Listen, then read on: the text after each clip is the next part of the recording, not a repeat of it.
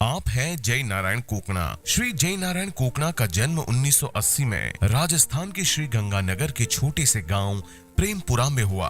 माता गृहिणी थी और पिता जमींदार थे और खेती की इनकम से परिवार का भरण पोषण करते थे।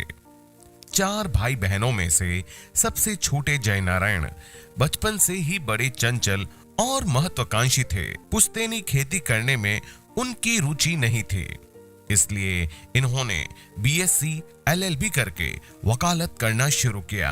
सन 2002 में इनकी शादी मंजू से हुई। वे भी एलएलबी कर चुकी थी। दोनों शादी के बाद साथ में वकालत करने लगे। शादी के कुछ महीनों के बाद ही इनके जिया जी ने आरसीएम का प्लान दिखाया और भागचंद छाबड़ा जी की सेमिनार में लेकर गए। सेमिनार अटेंड करने के पश्चात ही जय नारायण कोकणा ने फुल टाइम आरसीएम करने का निर्णय लिया।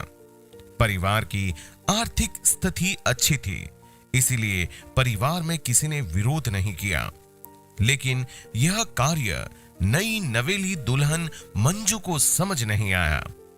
उन्होंने विरोध किया, लेकिन एक सेमिनार अटेंड करने से मंजू भी इस बिजनेस की गहराई समझ गई और न सिर्फ जय नारायण कोकणा का सहयोग किया, बल्कि उन्होंने भी आरसीएम को फुल टाइम देना शुरू कर दिया। एक प्रतिष्ठित और अमीर परिवार का आदमी आरसीएम करें, यह लोगों की समझ से बाहर था, लेकिन जय नारायण कोकणा की जिद और जुनून ने कई रिकॉर्ड ध्वस्त किए और वह 2004 से रॉयल्टी व 2005 में टेक्निकल अचीवर बने और आज इनको स्टार रूबी की पिन से सम्मानित किया जा रहा है। आज से 19 साल पहले शादी हुई। दोनों लोग वकालत करते थे, जिंदगी में कुछ बड़ा करना चाहते थे, जिंदगी में सपने बड़े थे, लेकिन कोई सोर्स नहीं था। तो वो आरसीएम वाला काम में लगा लियो ने, तो वो माने बढ़िया कौन लग गयो। हमने डिसाइड किया था कि गांव से एक भैंस ले आते हैं और उसका दूध बेच के अपना खर्चा तो निकाले, घर से मांगने तो नहीं पड़े। शुरुआत में मैंने इनको काफ़ी रोकने की कोशिश की।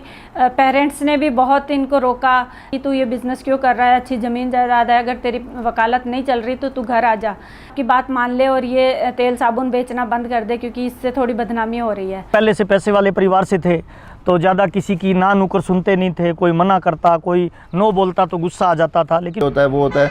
तो इनको बहुत सारा, मैंने भी उस टाइम काउंसलिंग की थी कि मत करो, अपनी लाइफ को स्पॉइल कर रहे हो, इतनी स्टडी आपने अच्छी करी है, कोई अच्छी जॉब लो और सेटल हो जाओ। तो संघर्ष के दिनों में बड़ी दिक्कत आती थी। नई नई शादी थी, घर पे मैडम अकेली वेट करती थी और मैं स्कूल ले जाता था, तो कई बार मैडम ऐसा बोलती थी जब भी मेरे को देखती थी कि मेरी सौतन आई है, तो बड़ा अजीब लगता था उस समय। लेकिन उन्होंने फर्स्ट डे से ही ठान लिया था कि मुझे ये करना है। धीरे धीरे मीटिंग सेमिनार में जाने लगे, थोड़ी इनकम आने लगी, मेरे को भी समझ आने लगा कि हाँ ये बिज़नेस ऐसा है जो हमें बहुत बड़ा कुछ दे सकता है। बाद में आरसीएम को काम है बढ़िया चाली हुई है कि जय नारायण जी की और मेरी लाइफ के अंदर बहुत सारे डिफरेंसेस आ गए हैं।